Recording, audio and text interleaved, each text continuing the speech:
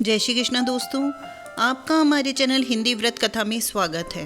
वट सावित्री व्रत ज्येष्ठ मास की अमावस्या को मनाया जाता है। इस दिन सुहागिन महिलाएं व्रत रखती हैं, बरगद के पेड़ की पूजा करती हैं। पूजा के दौरान वट सावित्री व्रत की कथा सुनती है। अपनी पति की लंबी आयु और अच्छे स्वास्थ्य के लिए इस दिन सुहागिन महिलाएं बरगद के पेड़ की पूजा करती है तथा वट वृक्ष से कामना करती है कि पति के साथ साथ संतान भी सुखी रहे, उनके घर में सुख संपत्ति बनी रहे।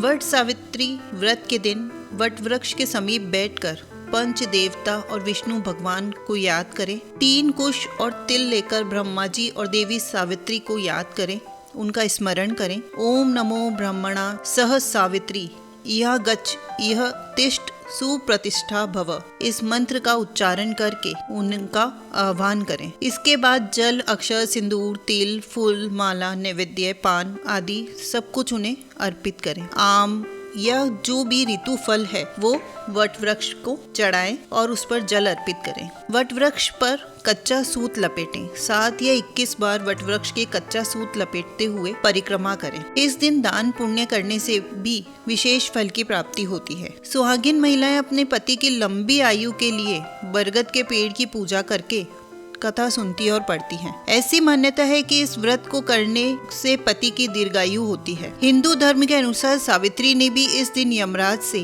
अपने पति सत्यवान के प्राण वापस ले लिए। यदि आप भी वट सावित्री व्रत करना चाहती हैं तो इस दिन सुबह जल्दी उठकर स्नान आदि से निवृत्त हो जाएं। घर के मंदिर में दीप प्रज्वलित करें। इस पावन दिन वट वृक्ष की पूजा करने के लिए जाएं। वट वृक्ष के नीचे सावित्री और सत्यवान की मूर्ति को रखें। इसके बाद मूर्ति और वृक्ष पर जल अर्पित करें। सभी पूजन सामग्री अर्पित करें। कच्चे सूत और लाल कलेवा से मोली से वृक्ष की 7 बार या 21 बार परिक्रमा करते हुए बांधे और कथा सुने। तो आइए वट सावित्री व्रत की कथा सुनाते हैं। मद्र देश के राजा अश्वपति के यहाँ पुत्री सावित्री का जन्म हुआ। सावित्री ने सत्यवान की कीर्ति सुनकर मन से उसे अपना पति मान लिया था। राजा ने भी हाँ भर दी। जब वह बात नारद जी को मालूम हुई तो वे राजा अश्वपति से जाकर बोले, राजन, सत्यवान गुण संपन्न व धर्मात्मा अवश्य है, लेकिन वह अल्पायु है। केवल 1 वर्ष बाद ही उसकी मृत्यु हो जाएगी। नारद जी की बात सुनकर राजा अश्वपति उदास हो गए। विचार करके सारी बात अपनी पुत्री सावित्री को बताई, पर सावित्री नहीं मानी। विवाह करवाना पड़ा। सावित्री ने नारद जी से सत्यवान की मृत्यु का समय मालूम कर लिया। सावित्री के सास ससुर नेत्रहीन थे।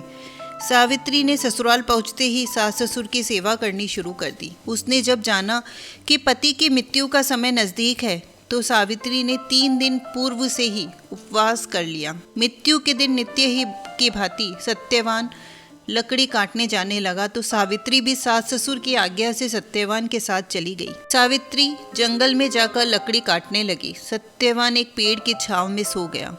वहां सांप ने सत्यवान को काट लिया। सावित्री पति को गोद में लेकर रोने लगी। इतने में ही उधर से शंकर जी और पार्वती जी निकले। सावित्री ने उनके पैर पकड़ लिए और कहा कि आप मेरे पति को जीवित कर दो। तब उन्होंने कहा कि आज बड़ पूजा की मावस है, तू बड़ की पूजा कर, तेरा पति जीवित हो जाएगा। बड़ के पत्तों के गहने बनाकर पहन, वो हीरे मोती के हो जाएंगे। सावित्री ने बड़ की पूजा की। तभी धर्मराज के दूत सावित्री के पति को ले जाने के लिए आए। को देवी विधान सुनाया। उसकी निष्ठा और पति प्रेम को देखकर उन्होंने सावित्री को वर मांगने को कहा। सावित्री बोली, मेरे सास ससुर वनवासी व अंधे हैं, उन्हें आप ज्योति प्रदान करें। यमराज ने तथास्तु कहा। सावित्री से लौट जाने को कहा। यमराज की बात सुनकर सावित्री ने कहा, महाराज, जहाँ पति वहीं पत्नी, कहते हुए पीछे पीछे चल दी। यह देखकर यमराज ने उसे और वर मांगने को कहा तो सावित्री बोली, मेरे ससुर का राज्य छिन गया है, वह उन्हें पुनः प्राप्त हो जाए। यमराज ने यह वर भी दे दिया। सावित्री को लौट जाने को कहा, लेकिन सावित्री ने तो पीछा छोड़ा ही नहीं। वह यमराज ने तीसरा वर मांगने को कहा तो सावित्री ने शत पुत्रवती होने का वर मांग लिया। यमराज ने बोला, तथास्तु। सावित्री फिर भी पीछे पीछे चली तो यमराज बोले, अब क्या चाहती हो? सावित्री बोली, मुझे पुत्रवती होने का वचन देकर आप मेरे पति को तो ले जा रहे हैं। तब यमराज को अपनी भूल ज्ञात हुई तथा वचन रखने के लिए सत्यवान के प्राण वापस कर दिए। सावित्री ने उस बड़ के पेड़ के पास आई जहाँ उसके पति का मृत शरीर पड़ा था। उसमें जीवन का संचार हुआ। सत्यवान उठकर बैठ गया और घर आकर देखा तो माता पिता को भी दिव्य ज्योति मिल गई और राज वैभव युक्त हो गया। उसके बाद सत्यवान सावित्री ने 100 पुत्रों के साथ चिरकाल तक अखंड सौभाग्य व राज्य सुख को प्राप्त किया। इस तरह सावित्री को पुत्र सुख और अखंड सौभाग्य दिया। भगवान वैसा सभी को देना। बोलिए सत्यवान सावित्री की जय हो, माता पार्वती और शंकर जी की जय हो। तो दोस्तों, आपको ये कहानी अच्छी लगी हो तो प्लीज़ लाइक करें, कमेंट करके हमें प्रोत्साहित करें और हमारे चैनल को सब्सक्राइब करें। धन्यवाद।